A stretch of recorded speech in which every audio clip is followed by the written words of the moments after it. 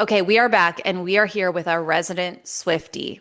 Katie is a fan, a cheerleader for Taylor. She is friendly with Taylor's team. She has met Taylor. She gets the Taylor PR box. So if there's anyone to talk about this new album with, it's Katie. She's also deeply involved and ingrained in the fan theories. I will just say, when we worked together, she was the one who was sent out to go get the album as soon as it dropped and was said, "Go tell us what you know. What do you see in the what kind of In hints the is she giving lyrics, us in the yeah, the lyrics?" Easter And Katie eggs. Katie was decoding it all. So this is the girl to talk to. So Katie, and by the way, I was never a Taylor fan until you came into my life. And you made me understand Taylor. Like now I appreciate her because I didn't have the slightest clue all the things she did and how good she is to her fans. And like I just didn't know. And so now I'm a Swiftie by proxy of you. But Katie, first of all, give us your review. What's your overarching feeling about Life of a Showgirl? Okay. Nothing that Taylor Swift does will I ever not like. Hmm. So I want to preface this with that. I think Okay. sometimes I am jolted for a second and it takes me a second to process like what is she doing right now? What is she trying to say? What is the message here? And the same thing goes for this album, The Life of a Showgirl, because when we first saw the marketing, I was like, oh, we're getting 1989. We're getting rep. This reminds me a little bit of like Britney Spears' Circus in a way. Like Mm. we're going, like that's what she's giving us. And when I listened, I was like, oh, okay. And I loved it. Immediately fell in love with Canceled. Mm. It's so good. I really like The Fate of Ophelia. I love, I mean, Wood because I think it's hilarious. Oh my God. Honey. I love Opalite. I like Elizabeth Taylor. I mean, honestly, I like the whole entire album. But what I'm realizing, and this is what I love so much about Taylor, is that she is so much a storyteller. And I think this is her pulling back the showgirl curtain, if you will, and giving us a glimpse of how she's feeling in life right now. And when we think about Taylor, we think it's all glitz and glamour, but a lot of the times it's not. A lot of the times it's just, oh my gosh, this is my life and I'm happy right now. Or I wish I didn't have so much attention on me. Or sometimes I want to go back and think about that boy that I did not kiss in high school. And what would life be if I had kissed him? Like, would I have this life that I have now? And I think that's very much how her brain works. I saw the movie the music video experience, if you will, in theaters. And it was really nice to hear her give her take on each track.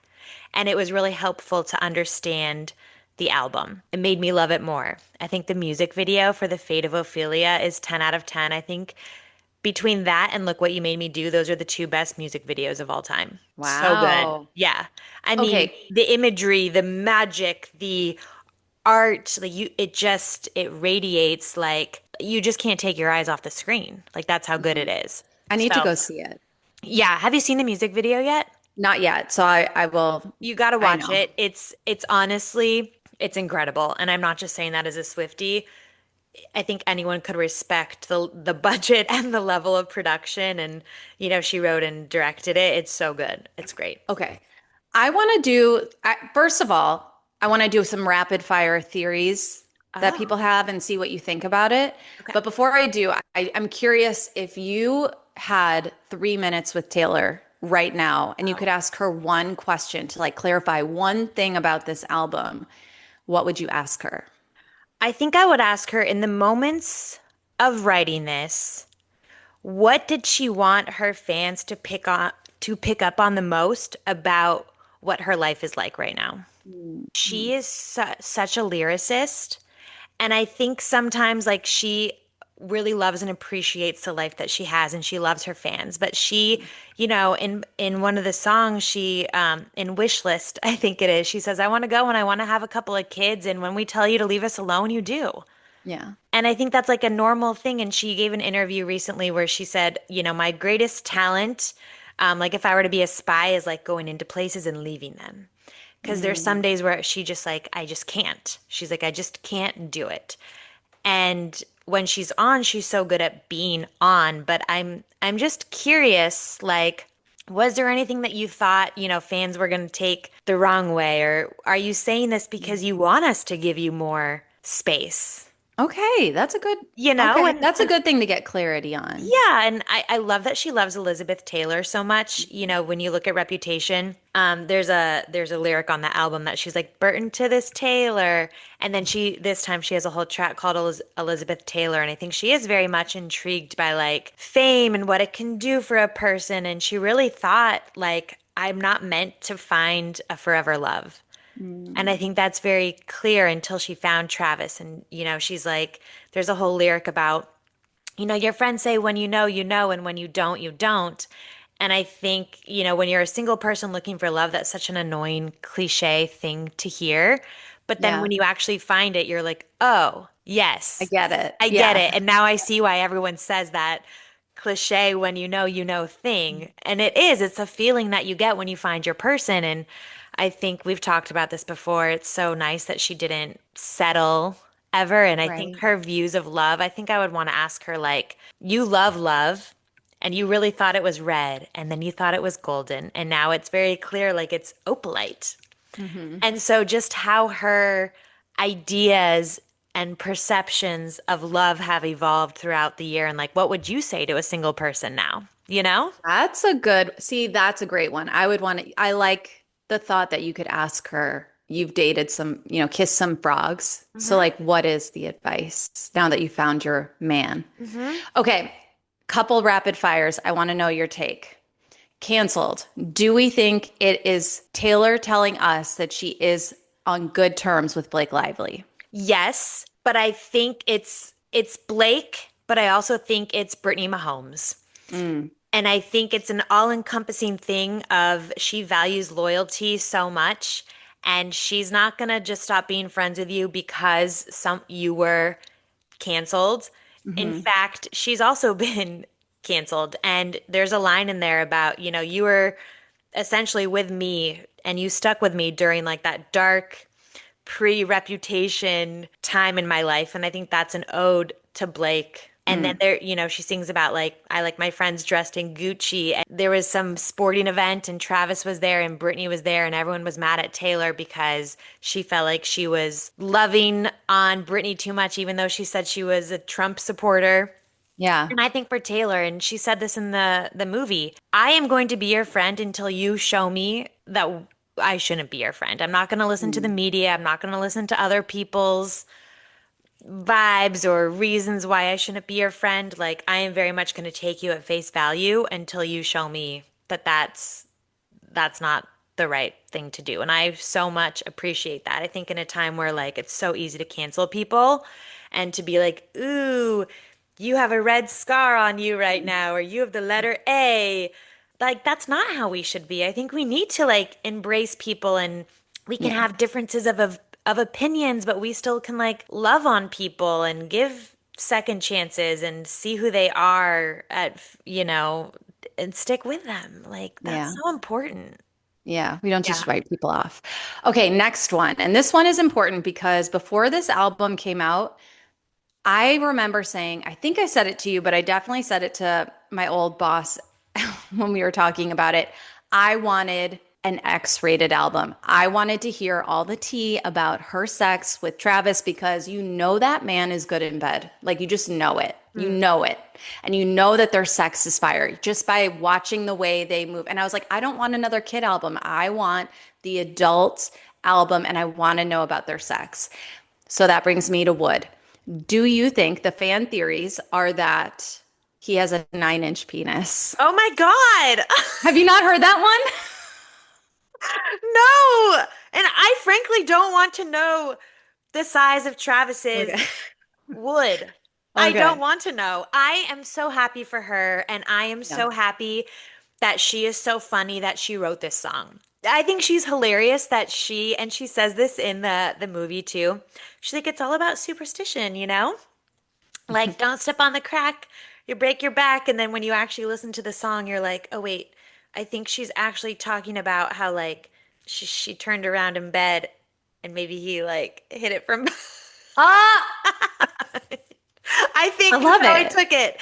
I'm such a pervert, but I love it. I was like, yes, I'm It so into it. there's I so will many like say, dirty things, but like funny things. And I like how she, like, if you're a kid listening, then you're just like, this is a kid song. It's about superstitions and whatever. mm-mm. But when you're an adult, you're like, oh, oh. And then you hear the clean version, like, he opened up my skies, but the dirty version, like, my thighs. Yeah, She's funny. she is funny. Okay, next one. What do you think about actually actually romantic being about Charlie XCX? I think that I am not a brat. Hmm. I don't really care for Charli XCX. I think Taylor is clever and funny, and people are so obsessed with her. And, Taylor has very much championed other artists, especially up and coming artists. I think about Camila Cabello. I think about at the Grammys, she gave a massive shout out to, was it the Grammys or was it the Billboard music? Oh, like the women in music. I don't know. Some Hmm. event, she like championed Billie Eilish at the time. And right now it's Sabrina Carpenter. Yeah. And Charlie XCX is giving like gross vibes to me. Like there's that video where they're at that restaurant like throwing spaghetti everywhere. And I'm just like, ick. And doesn't she have an album where it's like a clear vinyl and there's like powder inside? Oh, yeah, because Right? the Coke makes her brave. Isn't that what she says in the song? Yes. Yes. And I'm like, why are we glamorizing drugs? Hmm. I don't know. I'm just not a fan. And I know her like ties to like the 1975 and all that stuff. And, I think Taylor's just up here. And honestly, I think she was just saying, like, do you know the song by Mariah Carey, Why Are You So Obsessed with Me? Yeah. It's giving me those vibes. Like, why are Hmm. you so obsessed with me? Like, we are not on the same playing level. Taylor Swift is on the same playing level at this point as like the Beatles, Madonna, like the greats, like Michael Jackson, like the greats of music. Yes. And sometimes I hesitate to say Michael Jackson's like a little controversial, but I'm just talking about like The the music, music. personal Yes. life aside. Yes. Yes. The music and the amounts of albums sold. The And fandom. yes, she is up there. And Charlie XCX, I don't think we're going to know who she is in like 5 years. Well, and you know what I loved is I want to say it was the Grammys. There's footage of Oh, Charlie Taylor performing, dancing. Yeah. and Taylor is having the time of her life dancing in the audience, Yes. knowing that she has written a song that will be on her next album that allegedly is about Charlie. It's giving, She's I'm gonna funny. dance and I'm gonna let people guess what this song is Mhm. about, but yeah, I think And I'm it's still pretty going to dance to your obvious. music because Yeah, that's how unbothered I am with how bothered you are by me. exactly. Okay, the next and last thing I want to ask you about is one theory that I don't know if you saw, but it was picking up steam on TikTok, was that this album has how many songs? 12, how many? 12. 12? That each song is reminiscent of each album she's had. So the first album she ever dropped was Taylor, right? That song is like a dedication to that album. Like each song is kind of a reflection of each album. Have you heard that? And can you see that it's true? I haven't heard that, but I like it. Mm-hmm.